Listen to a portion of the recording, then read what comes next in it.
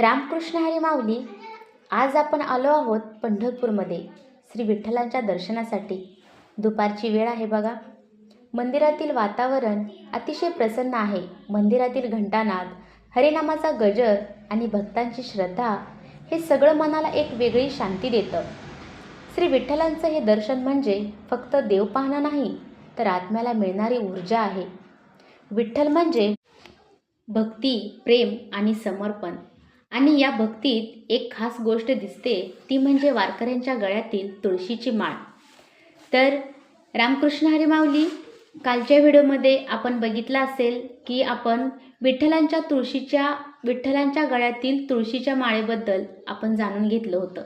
तर आजच्या व्हिडिओमध्ये आपण वारकऱ्यांच्या गळ्यातील तुळशीची माळ किती महत्त्वाची आहे आणि वारकरी तुळशीची माळ गळ्यामध्ये का घालतात तेच आपण या व्हिडिओमध्ये पाहणार आहोत. तर पंढरीचं छान असं दर्शन घ्या, नामदेव पायरीचं दर्शन घ्या माऊली. आणि आपली पंढरी बघा कशी गजबजलेली आहे वारकऱ्यांनी. तर चला मग आपण वारकऱ्यांच्या गळ्यातील तुळशीचं महत्त्व पाहूया. तुम्ही कधी विचार केला आहे का, वारकरी तुळशीची माळ का घालतात? तुळस ही फक्त एक वनस्पती नाही, ती पवित्रतेचं आणि भक्तीचं प्रतीक आहे. शास्त्रानुसार तुळस भगवान विष्णूंना अत्यंत प्रिय आहे आणि श्री विठ्ठल हे विष्णूंचंच रूप मानलं जातं. म्हणूनच वारकरी तुळशीची माळ गळ्यात घालून सांगतात, श्री विठ्ठलाचा आहे आणि विठ्ठल माझा आहे. ही माळ म्हणजे केवळ दागिना नाही, तर एक व्रत आहे, एक संकल्प आहे. जो वारकरी तुळशीची माळ घालतो तो सत्य, साधेपणा आणि भक्तीचा मार्ग स्वीकारतो. आणि आज बघा माऊली, माझ्या गळ्यातील तुळशीची जी माळ होती त्याचा एक धागा निसटला होता आणि मला नवीन माळ घ्यायची होती.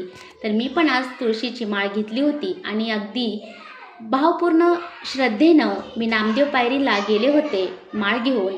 आणि नामदेव पायरीचं खूप छान असं दर्शन घेतलं आणि जी माळ घेतली होती तुळशीची ती नामदेवांच्या चरणी मी ठेवली होती आणि नतमस्तक होऊन ते नामदेवांना नमस्कार केला. आणि बघा माऊली, तुळशीची माळ आपल्याला आठवण करून देते, आपण नेहमी नामस्मरण करावं, अहंकार दूर ठेवावा आणि विठ्ठलाच्या चरणी राहावं. वारकरी जेव्हा रामकृष्ण हरी म्हणतात तेव्हा ती तुळशीची माळ त्यांच्या भक्तीला आणखी बळ देते बघा माऊली. जेव्हा आपल्या गळ्यात तुळशीची माळ असते तेव्हा आपल्या अंगामध्ये एक वेगळी शक्ती आहे. आपण देवाचे भक्त आहोत, आपले देव आपल्या सोबत आहेत, विठ्ठल आपल्या सोबत आहेत असं आपल्याला जाणीव होतं. क्षणोक्षणी आपल्या तोंडामध्ये जेव्हा रामकृष्ण हरी असं नाव येतं तेव्हा विठ्ठल देखील आपल्या सोबत आहेत अशी जाणीव होते बघा माऊली. मित्रांनो, पंढरपूरची वारी ही फक्त एक यात्रा नाही, तर ती आत्म्याची शुद्धी आणि देवाशी जोडणारी एक पवित्र वाट आहे. तर माऊली, आपली विठुरायाची नगरी आणि आपली ही पंढरी एकच सांगते बघा. आपण जर आपल्यामध्ये भक्तीचा नाद ठेवला, श्रीकृष्णाच्या रामकृष्ण हरी नामाचा जर आपण सतत गजर करत राहिला, तर देव आपल्याशी एक दिवस नक्कीच संवाद साधतील. देव आपल्याला खूप छान असं आपल्याला दर्शन देतील. आणि बघा, आजचं हे आपलं श्री विठ्ठलाचं दर्शन बघा माऊली. खूप मोठी रांग होती चरण दर्शनासाठी आणि आम्ही मुखदर्शनाला जाणार होतो. त्या अगोदर नामदेव पायरीचं दर्शन घेतलं.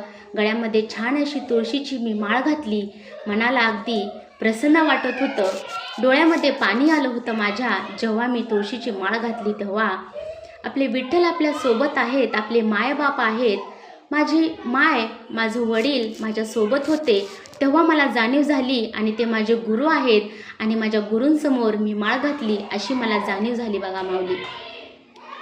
तर माऊली बघा, किती छान वातावरण आहे पंढरपूरमध्ये. वारकऱ्यांची गर्दी होतीच, दुपारची वेळ होती, तरी पण वारकऱ्यांना ऊन असो पाऊस असो, ओढ मात्र भक्तीची आणि विठ्ठलाचं रूप पाहण्याची.